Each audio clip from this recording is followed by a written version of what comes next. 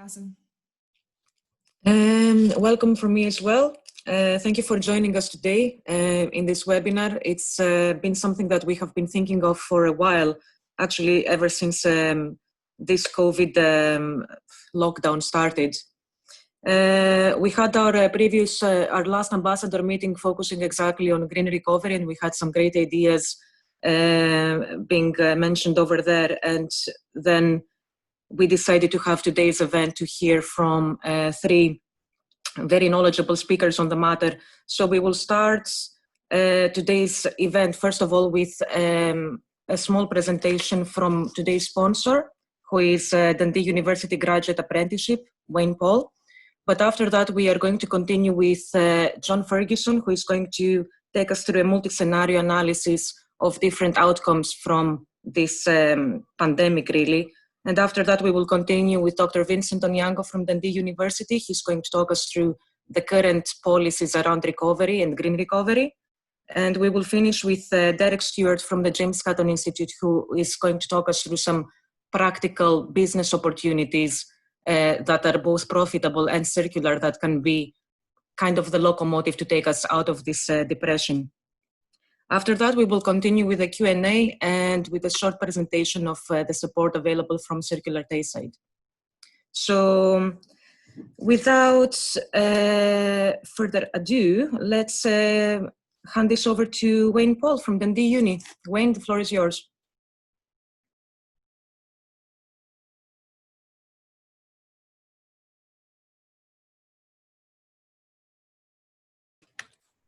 Wayne, you're muted. Sorry, can you hear me now? Fantastic. Thank you, Vaso. As mentioned, my name is Wayne Paul. I am the Industrial Liaison Officer for the Graduate Apprenticeship Programme at the University of Dundee. And before you hear from the fantastic speakers the Chamber has lined up for you today, I just wanted to take a few minutes to tell you about the fully funded opportunities we are offering to businesses to grow and develop their workforce during these difficult times. Although each of you and your businesses will be going through different journeys, it's safe to say we are all united in trying to survive and prosper through these unprecedented times. And whether our current climate continues for weeks, months, or even years, what is clear is that businesses will need to adapt by increasing their flexibility, responsiveness, and efficiency, and overall working smarter to increase the return on investment. And how this will look will vary greatly from business to business. Some businesses will look to expand their workforce, some will look to maximise the skills and experience of their current workforce, and others will unfortunately have to reduce their workforce. But regardless of the path your business will need to take, the one constant across all businesses will be the need to invest in the development of their workforce in order to maximise their potential and grow their business. However, at a time when capacity, resource and finance will be stretched, this will prove to be very difficult for some businesses to manage. And this is where our graduate apprenticeship programme comes in. A programme that offers people of all ages and backgrounds the opportunity to gain an honours degree whilst working full-time and without getting into debt. A graduate apprenticeship is a fully funded programme that gives you the opportunity to develop current or new members of your workforce to degree level while still working full-time and at no additional cost to your business. Combining work-based learning and high-quality education, graduate apprentices spend 1 day a week studying at the university and the remaining 4 days of the week working in their role. This allows them to develop their knowledge and practical experience at the same time, creating well-rounded, knowledgeable and experienced individuals. We have secured 90 places for our October intake, with courses available in business management, civil engineering, engineering design and manufacturing, IT management for business, and IT software development. And our programme has been designed to be as simple and easy as possible for all parties involved. You decide whether you would like to develop existing or new members of your workforce, or both, and we will work with you to identify the right person for the programme and then walk you through the application process. Starting in October for 42 weeks of the year, graduate apprentices will spend 4 days a week working full-time and 1 day a week studying at the university. And after 4 years, graduates will achieve the same level of honours degree if they studied full-time. With the programme being fully funded by Skills Development Scotland, there is no additional cost for you as a business, bar your employee's wage for the day, and no student debt for the apprentice. So what are some of the benefits you can experience as a business from using our programme? Firstly, you can develop the skill sets of your current employees at no additional cost, something that could prove to be very valuable in the current climate. If you're hiring new employees, The programme allows you to mould them around your internal systems and culture whilst they're receiving a formal education. You can attract new, motivated, high-calibre employees who are eager to develop their workplace experience whilst furthering their education. Staff morale, productivity and retention has been shown to increase as they feel that their company is investing in them as an individual and that they're adding value to the business. The programme format allows apprentices to share and implement what they have learned from their lecturers and fellow apprentices on a weekly basis, bringing new knowledge and skills into your business. And finally, even though our programme lasts for 4 years, there is no obligation on your behalf to retain your employee for the duration of this time, as we appreciate circumstances can change. Why should you choose a graduate apprenticeship programme? Well, if you're looking to hire externally, 72% of lack technical, practical, or job-specific skills, and therefore have to spend 6 to 9 months training new employees, including graduates. Internally, research has shown that current employees find learning more enjoyable and impactful if it's done in a practical and integrated way. Our programme addresses both of these issues by providing a richer, deeper learning experience, leaving our graduates with both the knowledge and industry experience they need to hit the ground running from day one, all at no additional cost to our employers or apprentices. But please don't take our word for it. Here's a quote from one of our graduate apprentices who has now also become an employer.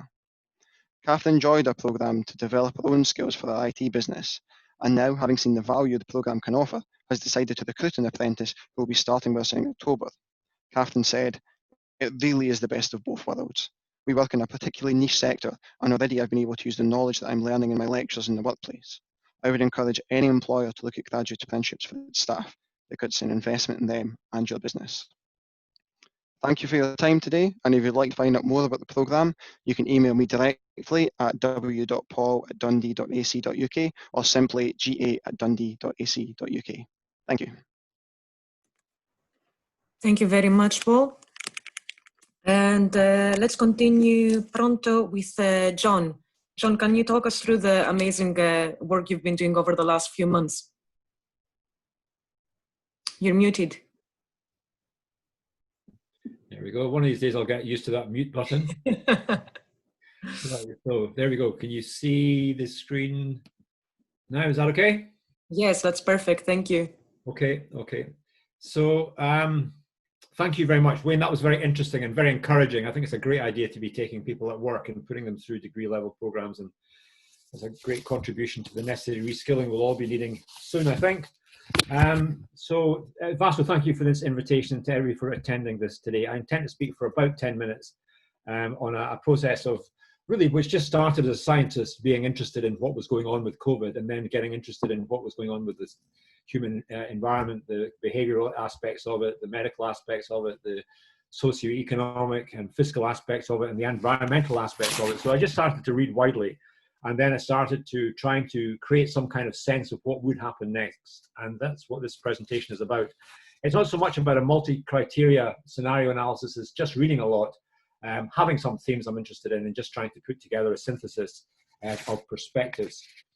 So I can just get this to change. Will it actually change? Bear with me, folks. I'm trying to get the slide to change. There we go. Okay, so I can't actually see. I've never done a presentation online, so I'm going to have to move this box and minimize it. That's better. Right, so we all have perspectives on the ongoing COVID-19 pandemic, and this is just my analysis. So please, I respect that everybody will have been suffering with this, and everybody will have been studying this, and this is just one single human point perspective. So feel free to disagree with it. But I have read widely. I have been quite systematic about it, and I've been quite strategic because I am a strategist in thinking of how to use it to help companies. And that's what I wanted to do, is to put together a process which I'm about to show you today. But it is very subjective, and you could quite honestly do this 1,000 different times, 1,000 different ways. You probably have some degree of consensus and agreement about what it means, but there would be areas of significant potential disagreement. So take what I'm saying to you with a degree of pinch of salt, and if there's useful aspects to it, please take them away. I think we all want answers to the questions, what happens next? And there is no definitive answer to a question on an unprecedented event with no certainty of outcomes. The best we can do to address the question is to try to understand the likely range of possibilities across a spectrum of concerns and develop an attitude of resilient response. the purpose of the process was to provide a reference scenario analysis of the post-COVID world as the context in which to address the immediate crisis and help create a vision to thrive in the future. Essentially to try to set a framework for managers to think around. And then to provide a process for wide engagement of staff or other stakeholders, depending on the kind of organization you are, to contribute to a strategy to deliver their vision. So it can be tailored to different organizations. And I certainly started doing this for the BIN group, and the BIN group will undertake the process I'm about to describe to you. So the methods were simply reading, and there's an enormous amount of information, but I try to be reasonably picky about my sources. So I enjoy places like the Harvard Business Review, very good source. Oxford Economics is good. UN agencies, because you're trying to get a global perspective, the IMF, and a whole range of global news contributors. And, you know, it's a rabbit hole. You can just disappear down that space for hours. So I just tried to do it a little bit a day over a number of weeks. And I had a couple of contributors from the BIN group, Audrey Duckworth and Danny McAteer, who are also helping, and they're helping me shape the process and will help me deliver it. So the key topics were the COVID pathway. What do we expect the COVID virus to actually do here? And that's very fundamentally important because that's going to drive the whole thing. And then the fiscal and economic system is critically important because that's what drives the global economy, good or bad. It drives it, and we have to pay attention to it.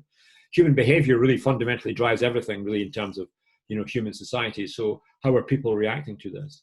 And then you've got the kind of mechanics of economics, and that's the supply chains and the energy systems.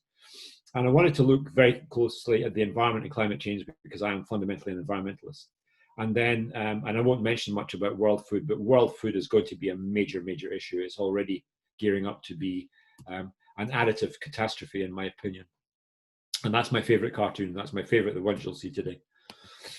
The outputs of the process are a short post-COVID scenario analysis. It's pulling together a lot of reading, and it's saying, look, it could be this, it could be that, but it's not going to be good, or it could be good here. Or it's trying to create a framework, a contextual framework, to allow people to say, okay, we've got to think the future, and this has given me a better understanding of what that future might look like. Therefore, I can engage with the next stage.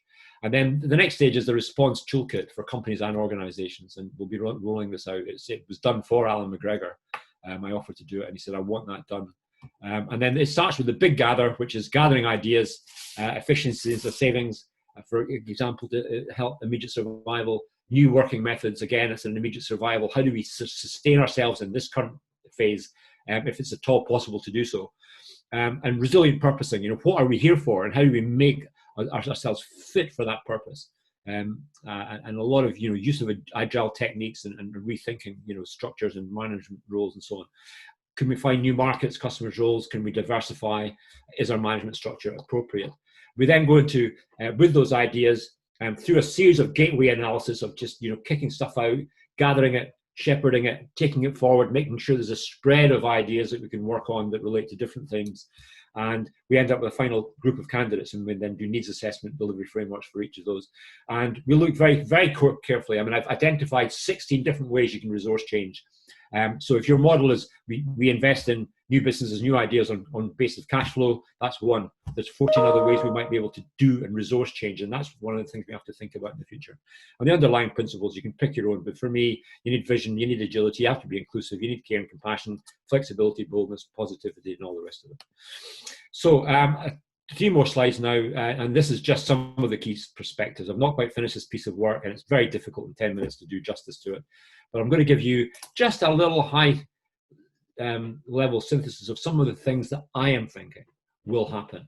So COVID pathway, I think it's extended timescales. It'll take longer than people realize. There's no clear and validated solution for vaccines or therapeutics yet, although the Chinese army are being vaccinated now and people are making strong and bold statements about vaccines. There's a lot of unknowns. The best case is we'll be clear by next summer, in my opinion. The worst case, we have a persistent mutating virus with no vaccine solution possible. So a lot of uncertainty, and we need to plan for that. In human behavior terms, most of us are still trapped in the mental coordinates of a world that isn't waiting for us on the other side.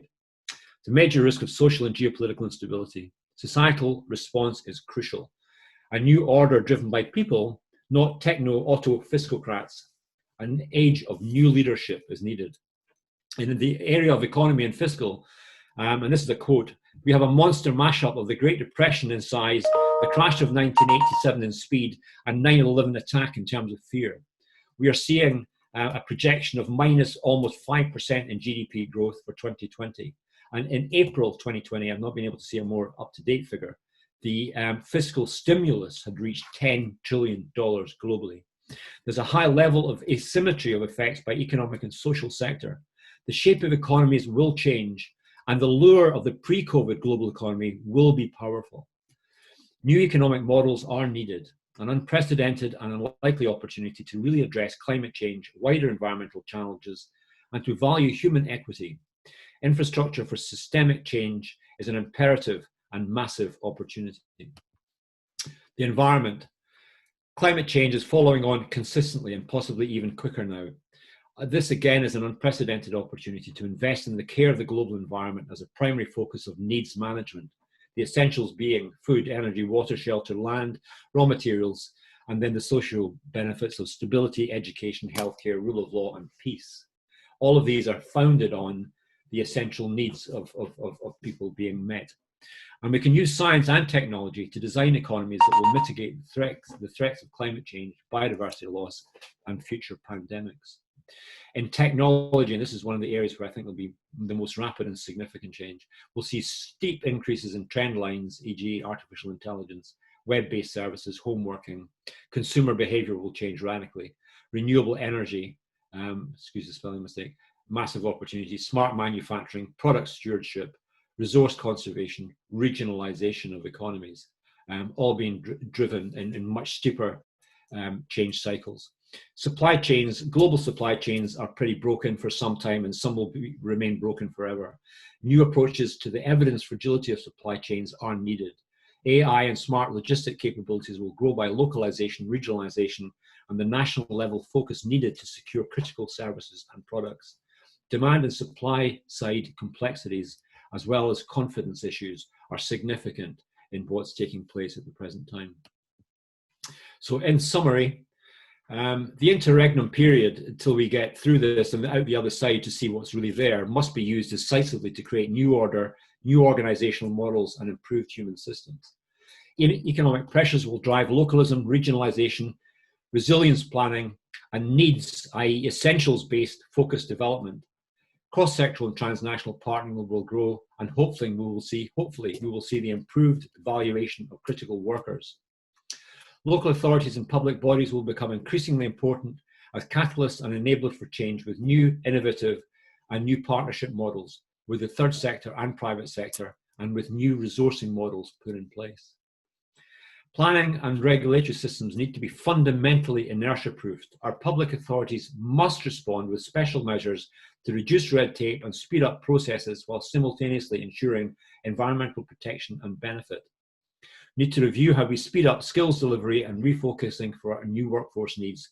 Critical refocus role for our further education sector. And then a quote to end from Kate Raworth of Donut Economics. What we have are economies that need to grow whether or not they make us thrive. What we need, especially in the richest countries, are economies that make us thrive whether or not they grow. In summary and in conclusion, you need to begin your post-COVID event preparation now. Spend time envisioning your future, learn, try, pivot, and persevere. And Tayside needs to integrate its environmental system opportunities immediately. Thank you very much. John, thank you for this presentation. It was fascinating to see this top-down analysis of basically what is happening and see what the most likely results from it are. And thank you so much for bringing it down to local Tayside level and basically giving us a bit of a heads up of how we can approach this here. As the quotes that we had from our ambassadors last week, we have to think globally but act locally, and that is exactly what you showed us with your presentation. So thank you very much for that, John. And we're all waiting to see how what the results of your work are going to be. Let's move on to Vincent Onyango. Vincent is going to take us through the current policies, the green recovery policies in the EU and the UK. So Vincent, the floor is yours. Thank you very much. That was very nice, very interesting, John. I'm what I'm going to go through is some of the policy sounds, policy noises from the EU and the UK. And I'll touch a little bit on what is current and what seems to be the future direction based on reports and media reports as well. So the take-home messages, I have two. The first one is that the political and policy pronouncements, including commitments from governments for a green recovery, are actually, for me, at some of its highest levels. It's very upbeat, it's very encouraging. The second take-home message, if you forget everything else, is that there's a broad and very deep scope, a lot of opportunity for circularity. So you can pick up some of John's ideas and engage with research and tap into a lot of facilitative tools to take this agenda forward. Right, so the EU particularly has a very, very upbeat, very encouraging policy approach, a very interesting policy framework to green recovery. And from its EC president, the political commitment is very clear. They want to be world leading, they want to be carbon neutral, and they have a climate law which gives legal translation to its political commitment. So they have used this to put the Green Deal at the very heart of this transition. So some of the clear signals is that they want predictability, they want transparency, and they want industry, they want investors, and they particularly want this combination with researchers to tap in and get a very clear steer so that we can have a very fair, very gradual, and very measured transition. Now, they have this European Green Deal, which is a very interesting growth strategy. It's a roadmap. It identifies several actions. And the whole idea is to do the transformation. And it's a green transition. And they want it in a very cost-efficient way, if possible. So they want an EU that is quite modern. They're looking at resource efficiency. They want an economy that is competitive. And they want to create jobs as well. So the targets are very clear. Net emissions, they want that to come down to 0 by 2050. They want an economic model that decouples from resource use, and they want a transition that takes care of society. Now, there's a lot of money they're putting into all this, and over the next couple of years, there's enough sort of kind of budget that they want to use to stimulate their policy measures. For those of you who are keen in the circular economy, there is plenty of sectors which are covered. And so I go back to my original statement, it's quite broad and there's a lot of depth. You can tap in and there's a lot of scope for you to do whatever is interesting for your company and whatever plays to your strengths. Now, the Green Deal has a very amazing raft of activities, and there are certain legislative proposals that allow the facilitation of all these, and there are very clear strategies and action plans, some of which are very clear here on the screen, and the best for me here is that they have a circular economy action plan. So the action plan from the circular economy is very critical, quite key to driving this green agenda. And then, of course, they have other policies to budget and to resource this green agenda. So again, I say to you that you have a very good raft of possibilities to tap in and see what you can do.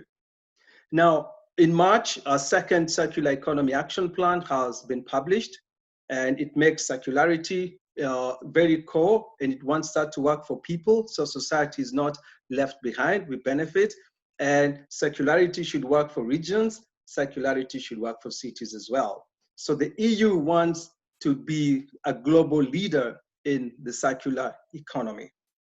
So we have products, we have consumption, and you have a raft of sectors, there's waste, and again, I go back to tell you that the policy framework is very, very deep and broad, and you should feel very confident in tapping into it. In May, they published a recovery plan, and again, it's very broad, And there's a lot of instruments, there's a lot of measures, there's a lot of facilities that you can tap into and access all this. I know we are leaving the EU, but we had a presentation yesterday from the UK Research Office, and they were very clear that there is still a huge potential to tap into EU funds for the next several years to come. Now, within this post-COVID, this recovery plan, a lot of heavy lobbying is going into trying to make the Green Deal a centerpiece in the long-term sustainability goals. And there's also a lot of lobbying to bring this Green Deal at the center of the European Investment Bank's lending policies. So you can see there's a lot of good intention, and there is great scope to jump into it. Now, if I come to the UK itself, the Prime Minister has been very upbeat as well, and he strongly referred to the green strategy, to the green emphasis, to the green lens through their recovery. So that is very encouraging. In Scotland, the First Minister is very clear that the green agenda that should be fairer and at the forefront of the economic recovery is quite alive. And also from Wales, they're very clear, they put money into it and they want to support the green economy. Now, just a few days ago, the UK again brought to public attention the amount of money it's put for innovative businesses like you guys to jump into and tap into. And just yesterday, they released their research, their R&D roadmap for the next couple of years. And this is very encouraging. It's got a long-term set of objectives, and they want to put in up to 22 billion by 2025 into supporting R&D for the green sector. So there is quite a bit of interesting facilities from policy, strategy, from activities and measures. Again, the political parties are giving a very right message into, the Lib Dems, for example, have this idea of 150 billion that they would put into the green economy as part of the recovery strategy. Private companies, SSE has 7 billion over the next 5 years, again, into a green recovery. And so I come back to where I started and emphasize once again that this is the best time in terms of political noise, in terms of policy pronouncements, in terms of commitments from governments, that the green recovery strategy is very much alive, and you have this huge potential to tap into it for the circularity. So thank you very much. Thank you very much for this really exciting presentation. I knew about some of the financial kind of injections, but I had no idea the scope was actually so big, national and EU level. And thank you also for letting us, for sharing with us that, the EU-Scotland relationships don't just break just now. There is still a lot of scope for collaboration and access to EU funding. We can make Vincent's presentation accessible after the end of this event if anyone wants to go over the different policies again. And for now, we will continue with Derek Stewart. Derek is going to walk us through some practical market opportunities that we can access from the ground, from where we are now with our businesses. Floor is yours, Derek. Okay, everything up there now? Everyone see that? Okay, well, good morning, everyone. Thanks for John and Vincent teeing this up nicely. I'm going to talk probably a bit more about specifics on this because circular economy can often be very opaque and a bit hard to grasp. So I'm going to identify some of the projects we've worked on to give you a feel for what circular economy may mean, but also then identify actually routes to maybe getting funding for this. So we're living in times of change. We have to change how we work in our systems. Traditionally and through previous industrial revolutions and processes, we were a linear economy. So we take resources, we make products, and then we throw them away. More and more, what we have to do now is maximize our resource use, because we're on dwindling resources. Many things are fossil fuel based. So most of you are probably watching me on something that contains a significant amount of fossil fuel based resources, plastic. So we need to think of alternative routes to use this. Now, as Vincent had identified, the EU has been particularly good at developing this. And I'm going to keep this pretty text-free. Lots of nice pictures, because you'll have had plenty of text now. And this gives you a feel as to how they think circular economy will work, where things are produced and they could be used multiple times or recycled into something else, and those resources used again for another use. And the name of this game basically is how many times you can get a product to go around a cycle, or how many other things can you make from the resources you have. So one of the examples, a really nice, very small, specific Scottish example, is a couple of really early career guys I'm working with in Glasgow. And their idea was, well, obviously, if they're in Glasgow, there's lots of coffee shops. Well, there were pre-COVID anyway. Let's see what happens after. So there's a lot of coffee waste there. And coffee waste actually is quite a valuable resource. It's got interesting oils in it. And then you've got the product after you've extracted the oils. So that they're extracting the oils from coffee waste that's collected from all these coffee shops and creating a product that is actually works well in the cosmetics industry. But what you're then left with is a very rich composting material that we are working with them on to develop, that might go into simple places like B&Q, Homebase, all these types of places. So you're seeing a remarkable circularity on something that previously would have just gone to landfill. So that's the sort of ideas we're working on, and that can be scaled up significantly. Another small one is where we're working with primary producers. So Tayside is well known for its soft fruit production, so we've been working with a lot of the soft fruit producers to see what else we can make out of the fruit that maybe doesn't quite make the cut into supermarkets. So basically fruit that isn't class 1. So we worked on the nascent cherry industry, and we found out that actually there's basically 2 valuable resources that are maybe overlooked in there. If you look at the stone in the middle of a cherry, or the Americans call them pits, there's a large market for these if you grind them up properly and put them in cosmetic things for dermal abrasion products. Currently what they used to use were microplastics. So this is a real game-changing shift for them. And they're looking, and we're helping them explore markets to develop new products from their waste. The other one also is, and this is worth bearing in mind, that not to keep your vision too close to your local area. We find out that actually the stems from the cherries are used in places like Turkey to create cherry stem tea. Now they were just throwing this away, but potentially because of the clean production environment Scotland has internationally, this could potentially be an extremely highly valuable product for them through an import route.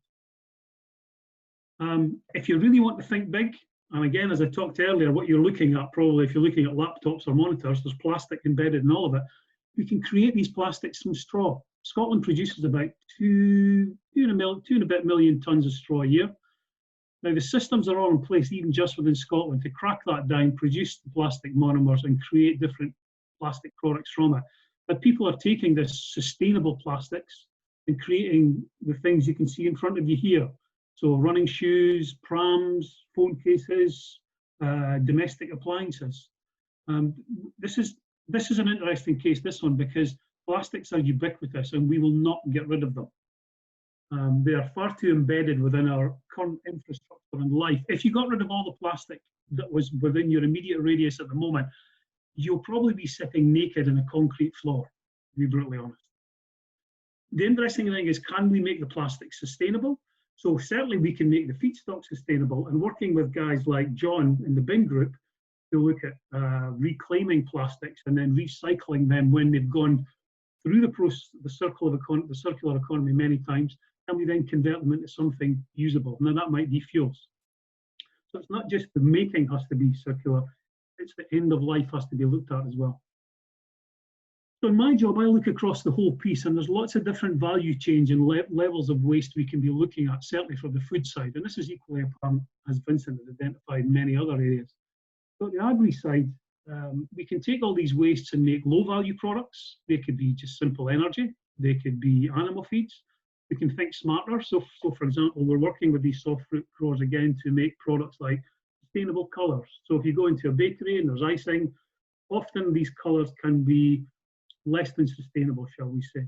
But we can create these from wastes. We can create new foods. We can create new soils, actually. And we've done some work with Bing Group looking at taking construction waste and agricultural waste and combining them together to create new topsoils. Now, this could be hugely important for places in Africa where they're looking at massive levels of soil erosion. Or we can go for really high value. And one area as I've been looking at is taking cereal straws. We can make specific extracts of them. And these extracts are used to make very small 3D cages that you put healthy cells into. And these cells are then put back into someone who's had a bone marrow leukemia treatment, and it can recreate it. So you can go from the sublime to the ridiculous in terms of value and size. But the key point is, how do you get on this chain and develop your ideas? I'll skip this one because of time. There are always at any one time multiple avenues for funding innovation. And this is exactly what we're talking about. You will have an innovative idea, even if it's just within your own business, to try and transform how you use your resources. And there's a whole raft of these that can go from national to very specific. Zero Waste Scotland at a Scottish level are particularly good, and they've got different levels of investment funds here. Interface is very small, and it could be something like it's as much as 5k to develop an idea, flesh it out, and then that develops a plan for you that allows you to then move on and actually start to work with innovation providers that may have the skills that you don't have in-house to develop these. Aspects of that can actually be the graduate apprentice thing that Wayne was talking about right at the start. Then if you're talking about bigger levels of innovation, you've got Innovate UK, who are looking to make really step changes in the game. And Vincent mentioned about the roadmap to recovery the UK government was talking about. And even already there's 2 programs there, the Sustainable Innovation Fund, looking for different levels of ideas to create innovation. And embedded across almost all of these identified here are circular economy routes forward. We've seen recently that there was the roadmap to recovery published by the, let me just get it here, the Scottish Advisory Group for Economic Recovery. And if you actually look at that online, it identifies they want to embed the circular economy approach to recovery. So what we'll now be looking for at the Scottish level is to see what the carrot is to get businesses back on the road and how they're going to support them in terms of circular economy. But the main thing is there are routes there for support at all levels and for all levels of businesses. And if you're unsure if you've got an idea for circular economy or how it would fit into your business, this is why FASO's group was set up, and we've got all the ambassadors that are there to help you. So if you've got an idea, and none of them are stupid, I'll assure you of that, send them in, we'll have a look at them and see if we can help you. Hopefully that's helped you today. Thank you very much, Derek, for this and for linking the macro side of things with the micro side of things and showing us all the funding mechanisms and streams that are available to businesses on the ground just now. These are funds that are not aimed at, local authorities or universities. These are for businesses such as yours, and we can definitely help, as Derek said, to identify circular opportunities and to work through different circular ideas you might have.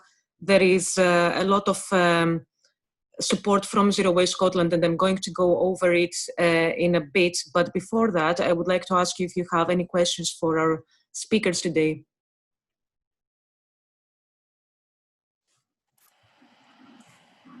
So there is one thing in the chat from Alison, which is, I guess, a bit more of a kind of conversation starter.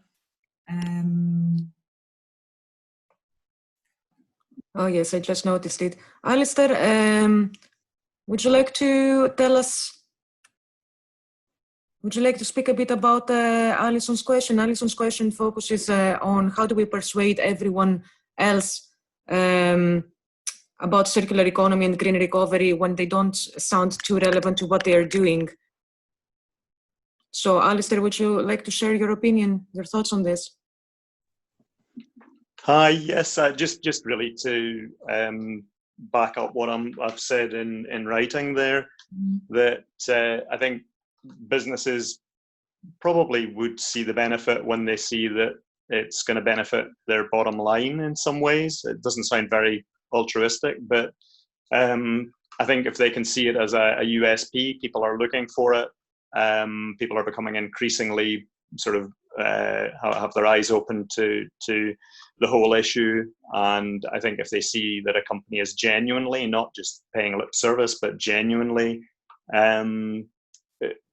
tackling the issue, I think it can be a USP and something that they can sort of build into their brand message, really. So I think when they see the benefits of that, I think that it's not just something, it's not just a sort of legislative burden that they have to address, but something that's an actual positive addition to their business, and not just as an add-on, but as an integrated part of it. But just as an aside, as a consumer, I am horrified by the amount of plastic we're consuming. I'm continually aware of the amount of stuff I'm having to put in the bin because it can't be recycled. I look at packaging from the supermarket and I see just how much of it is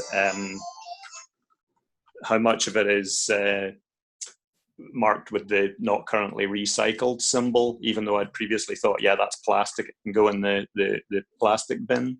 So I think that's something that really needs to be ramped up. And I know that a lot of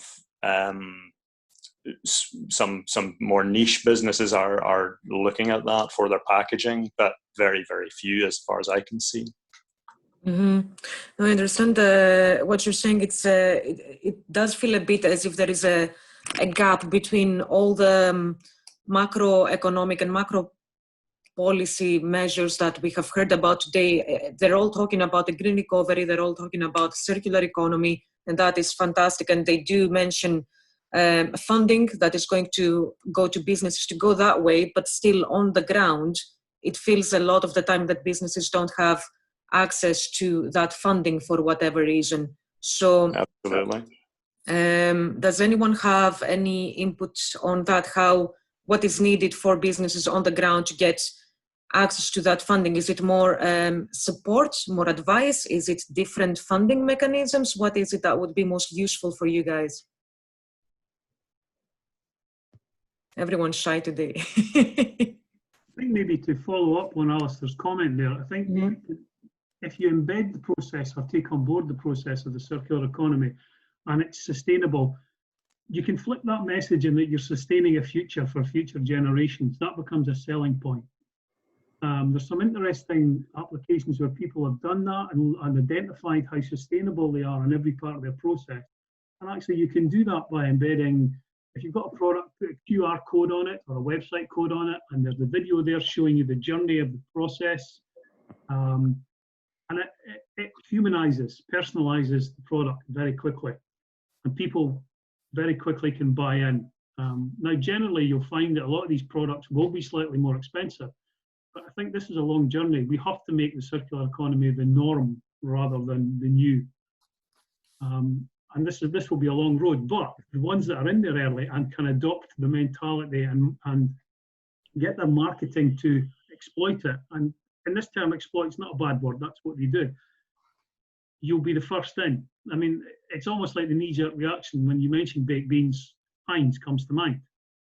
These early ones that do it right will win, and they will win large, and they'll have to follow up. But there's other business support aspects as well from the Ellen MacArthur group who are offering what's called the Circulytics or circular analytics at the moment. So they can analyze your business to find out how circular you are, and that gives you your baseline that you might want to improve on. And actually, if you start at X and you get to X minus 20, where you're using less carbon or whatever, that's a selling point. That will target a sector of the market you want to go for. So it's being able to know what you've got and how you can exploit that to boost your business. It might not need any of my skills, but I can help point people in the direction of the person that knows, or the chambers will know that already.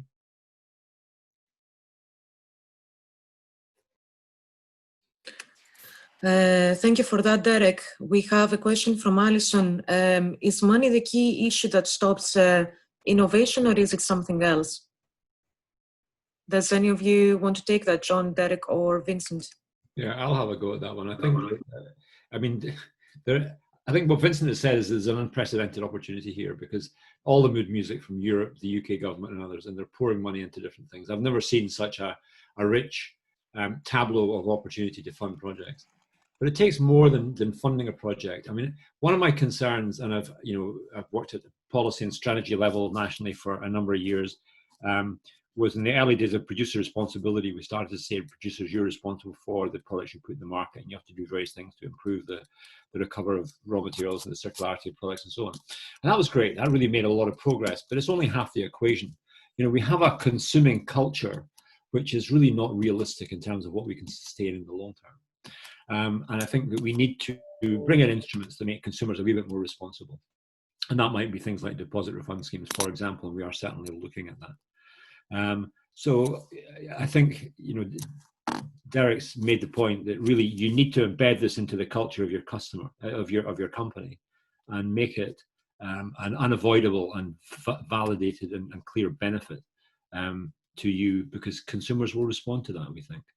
But it's not an easy thing. We've got into a kind of a global paradigm of consumption where we're consuming energy and raw materials at a rapid rate for things we don't really need. And I think there's a philosophical, cultural aspect to this that we need to address. Otherwise, we're just going to carry on doing the same thing. Yeah, we're just going to go around and round and just use different words for it. Thank you, John. We have another question from Graham. So, Graham. So sorry, it looked like Vincent was wanting to come in. Sorry, didn't notice that. Hi, Vincent. Right. I think the issues raised by Alistair and the comments from John and Derek raise a very important issue that we always tend to ignore sometimes, about the risk that companies fear because they don't want to burn, they don't want to lose money. And I think here is where governments need to come in to some degree to figure out how they can leverage this and make it still, companies to still have the drive to take the risk and try these innovative opportunities. So for example, John has these fantastic ideas, but some companies will fear to even invest, take time to go with him and work out something, or go to Derek to work out a solution, because to them, money is at the bottom. So I think if governments can figure out some ways of reducing risk to companies, perhaps more and more companies will just drive in and try out their innovations and share the risk. Maybe they lose some here, but that is the only way to try and get some benefit. So I do think government has to be very supportive to some degree. I don't know the mix, honestly, but there has to be some way to reduce the risk from the company's perspective, so they can be more willing. So that they don't act from a place of fear, but from a place of investment for the future, really. Exactly. And sometimes they're not wrong, because they might see a concept, it sounds great, but there's no proof, there's no data to definitely convince. So they have sometimes a clear reason to be a bit skeptical and fearful. Absolutely. When the insecurity translates in loss of investment, loss of jobs, then it's very difficult to do anything. Yeah, I agree with you on that, Vincent. There has to be reduction of risk. There has to be a safety net, so that the decisions are taken with long-term benefit rather than short-term potential loss. Lose the battle but not lose the war. I would like now to go to Graham's question. So Graham actually has a small business and he has tried a few paths, including Innovate UK. But he says that the process has been challenging. Does anyone have any tips on navigating the process? I don't know if you wanted to add anything to your question, Graham. No, I think Derek actually started to touch on it. I think there's ways and means of doing it, but I think for small businesses, it's still pretty cumbersome going through some of those processes, especially if I think some of the people are coming up with some really great ideas and trying to channel them. But the time and effort required that I certainly have put in on these processes, and as yet no result, but I haven't given up trying, is still pretty tricky for small companies. So if anybody has got any more inspiration as to how to navigate those processes, I'd be really interested.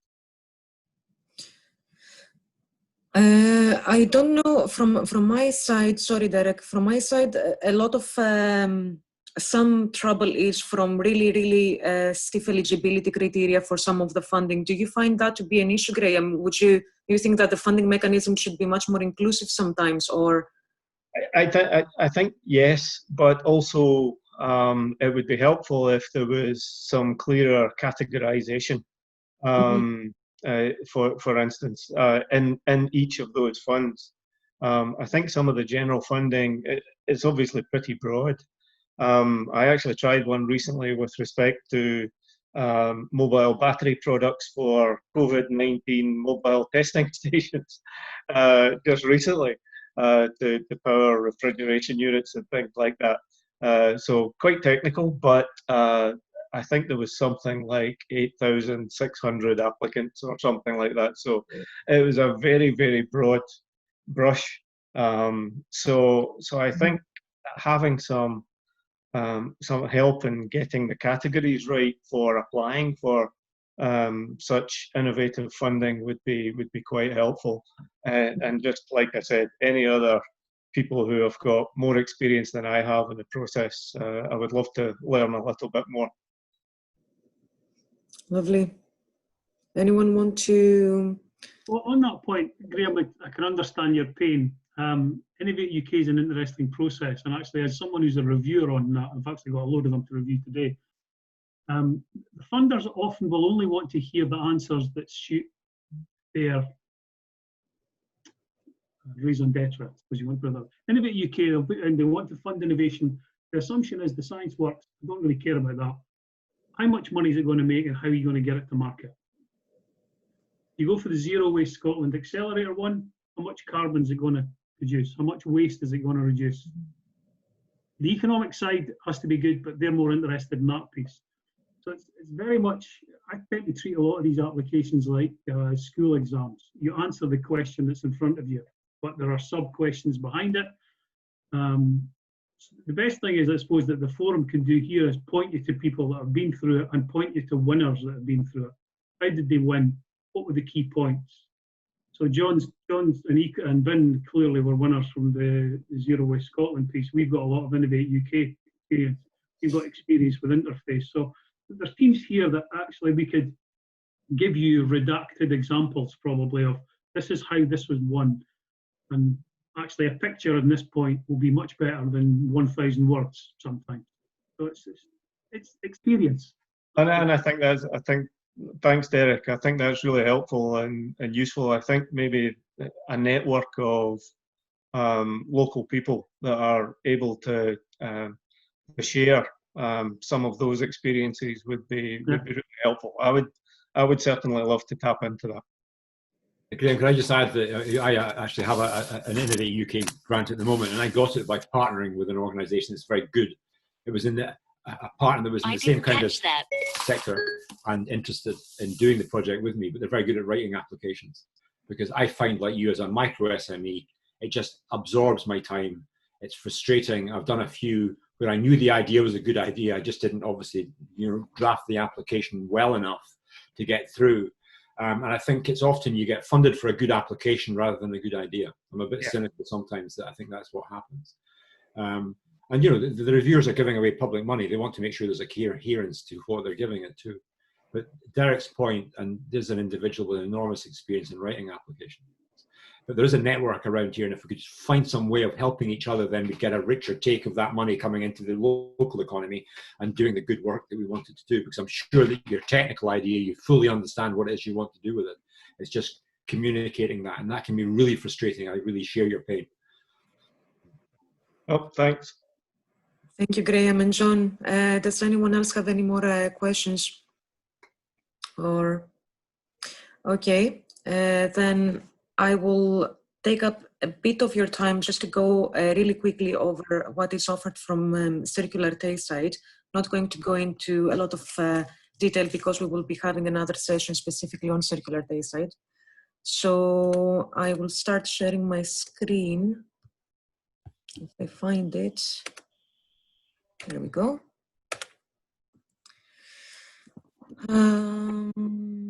Right, I don't know how to view. Excuse me one.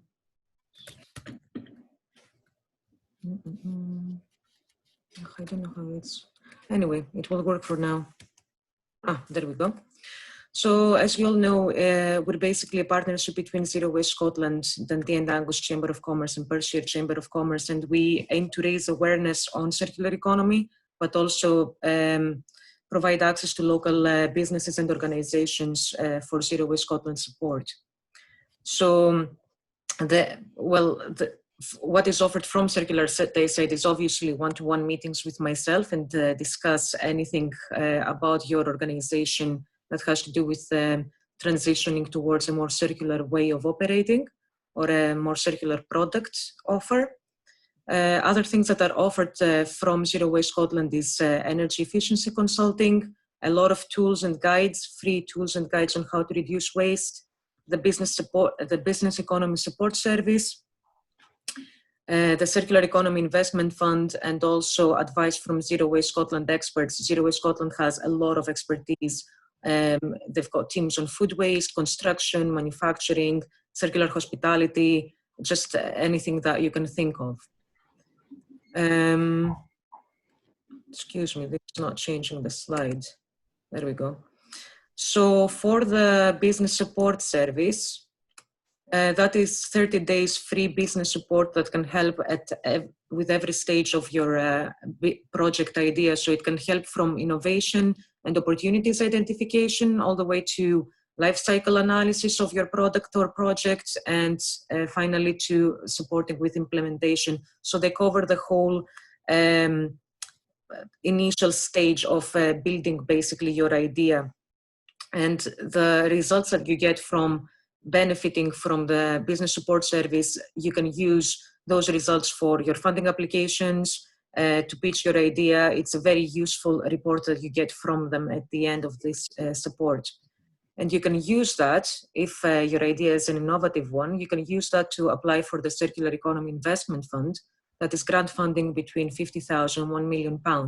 And it is aimed towards innovative business models, innovative technologies, and innovative products that are at the commercialization stage.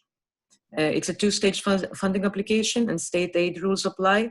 But if you have any idea about a circular project or product, just get in touch with me and I will let you know what is the proper stage for you at the moment. I have to say that it is a competitive, a relatively difficult fund to get, so it will take some time to assess whether your idea is eligible just now or if there's other services from Zero Waste Scotland that are more appropriate for you just now. Apart from the Zero Waste Scotland support, there is some local initiatives that we have. Derek mentioned the ambassador group that we have. So we have about 36 ambassadors at the moment, and there are people from every industry, from every sector that are motivated for circular economy. And we meet quarterly and we discuss circular economy in Tayside. Our last meeting was about green recovery, and every meeting is, the theme of every meeting is co-decided between us. I'm very happy to say that we have experts from everywhere and our sessions are really, really lively. So I invite anyone that is interested in this to just join this group and offer their expertise. The other thing that we have is the Circular Tayside map. It's an easy visual tool to find other circular businesses in the area. So we have everything from cycling kind of social enterprises, farmers, restaurants, retailers, and textile manufacturers. So basically, if your business has any circular elements, we would be very happy to put it on the map, but we also urge you to use that map to find out how you can support local circular businesses. And we just started our Chat with Circular Tayside series. It is just informal chats that we have with several local actors that operate in the circular economy scene. We are very happy to have that with anyone that is interested, and we think that is a great opportunity for you to showcase the circular elements in your business as well. So these are just some of the things that we're doing the Circular Day side. If you would like to contact us for any of these or anything that has to do with circularity, please get in touch. We're always open and happy to chat with you. And that was what I wanted to share with you about Circular Day today. Any questions for that? Lovely. Well, I would like to thank everyone for attending, and I would really like to thank our speakers for showing us the amazing work they have been doing. We are really looking forward to finding out more about what you do and how things go with your scenario analysis. John, Derek, thank you very much for showing these opportunities and for all the work that you are doing on the supply chain and extracting value from every step of it. This is extremely important. And Vincent, thank you for keeping an eye on the international policies and showing us how much effort and funding is going to go in that. That is a big motivation for our organizations. And thank you for everyone for attending. Thank you. Thank you very much, Vaso, and everybody. Nice to meet you. everybody. Well done, folks. Great session. Thanks, Thanks. Thank you.